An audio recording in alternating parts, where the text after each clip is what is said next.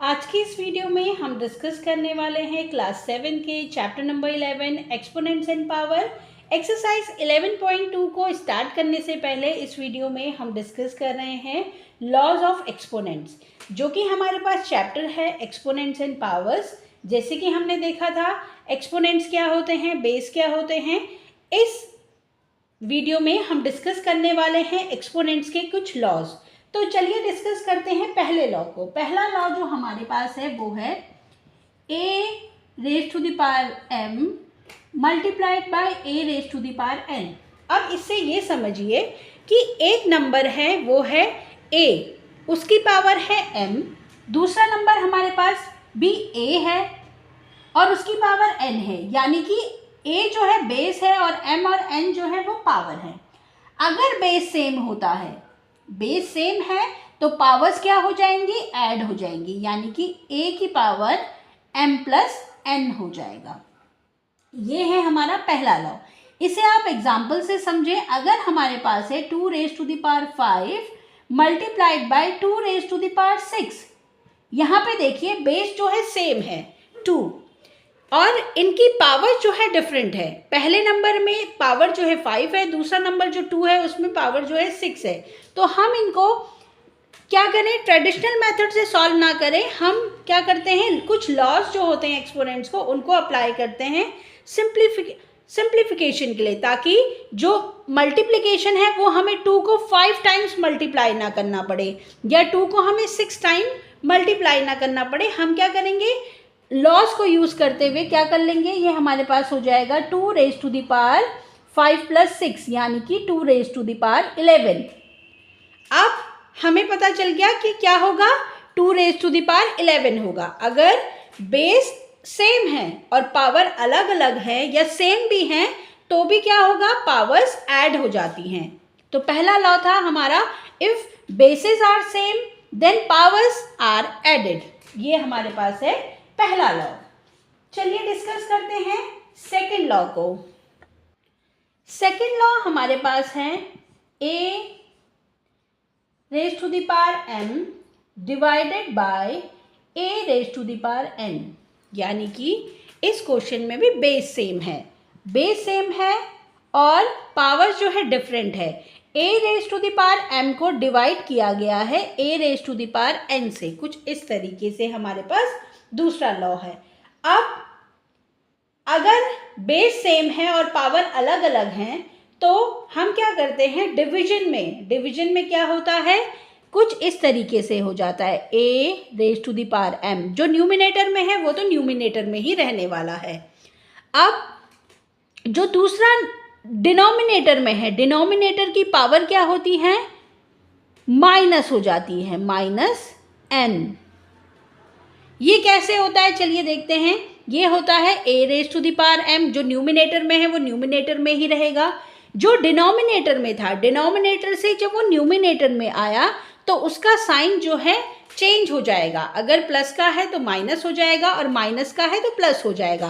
अभी यहाँ पे हम समझ रहे हैं सिंपल प्लस पावर से a की पावर n प्लस n। तो अब डिनोमिनेटर से न्यूमिनेटर में जब ये आ रहा है, इसका जब रेसिप्रोकल हो रहा है तो प्लस का जो है माइनस हो जा रहा है। तो ये हो जाएगा हमारे पास a raise to the power m multiplied by a raise to the power minus n। अब देखिए बेस सेम है तो पावर्स क्या होती हैं, ऐड हो जाती हैं। तो ये इस तरीके से हो जाएगा, ठीक है।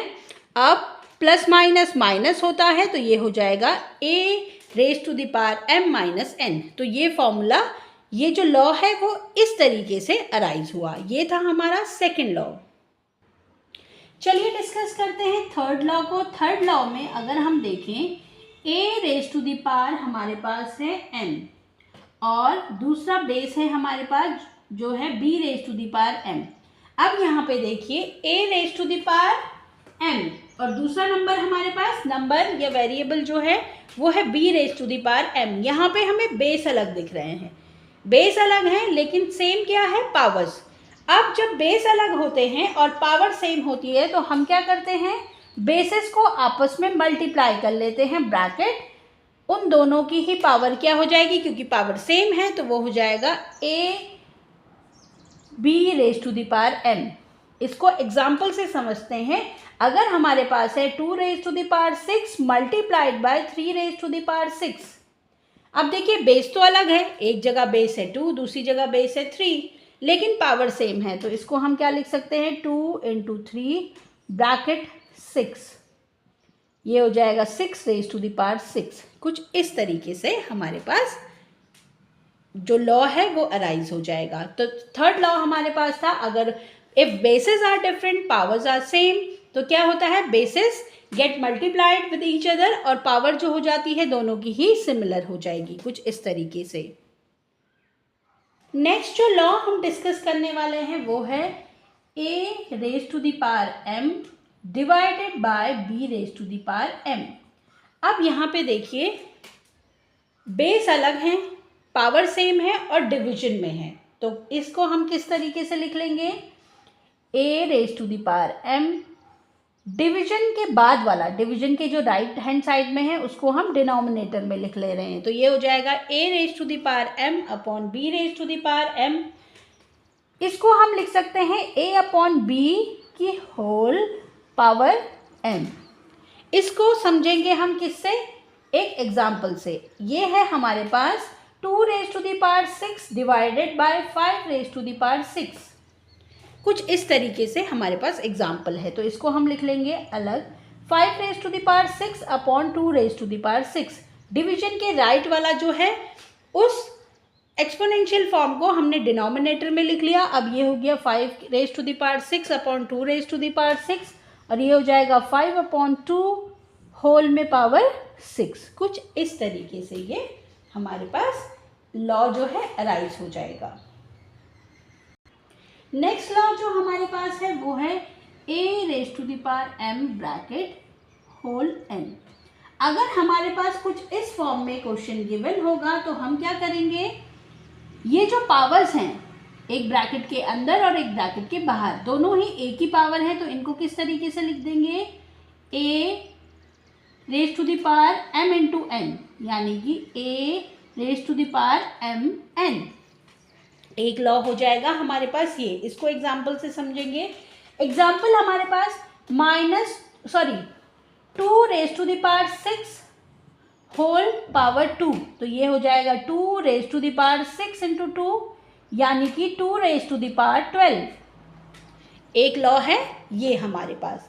नेक्स्ट जो लॉ हमारे पास है वो है a raise to the power 0 is equal to 1।